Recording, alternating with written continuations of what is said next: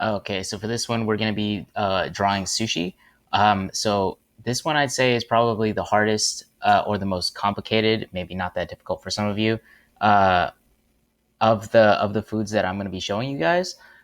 So if you struggle with this one a little bit, that's okay. I'm also going to be showing you two different types of sushi here, so that way it's not so boring.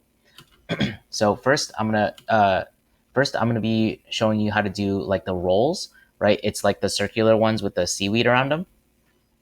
Um, and Okay, let's get started. We're gonna draw the top piece. Okay, the top part is kind of a circle, right? Or I would say more of an oval. Make sure it's kind of flat, and then draw two parallel lines connected to the sides. We're gonna be drawing a cylinder here. All right, and then once you draw those two lines, make sure those two lines are going the same direction and that they're the same length. All right, if you don't have them the same length, it's going to look like the sushi's cut slanted. All right, and then connect those two pieces at the bottom using curved lines here.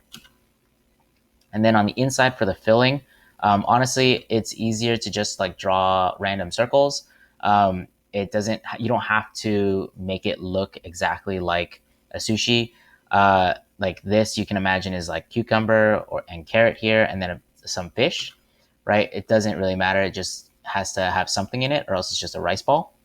And then you're going to shade the outside with black to make it look like it's wrapped in seaweed, right? Because the rice is white and the outside, the seaweed would be dark green, in this case, black. So I'm going to show you another example, basically following the same thing. Oval at the top, two straight parallel lines connected at the bottom with a curved line, except the inside this time is different. All right, you want to have variation. You want to have different types of sushi. You don't want to just have one type, right? Or else your drawing is going to look pretty boring.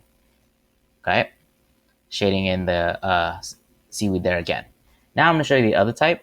Um, it's the one with the fish on the top and then the rice at the bottom. So for the fish, it's kind of like a rectangle with rounded sides, right? The short sides are round. And then to make it look like fish, I draw these little like striations or stripes here, right? Because fish has these like stripes that go through it. um, and then for the bottom, I just draw like another rectangle similar to the shape above it with the rounded sides. And that's just going to be your rice, right? And since it's white, I'm just going to leave it blank. And that's it. All right. Now, the second type of, it's the second or the fourth sushi that I'm going to be drawing is going to be similar to this one here, except it's going to be with egg on the top, right? And so this one has like a flat piece here. It's not fish. It's just like a flat piece of egg.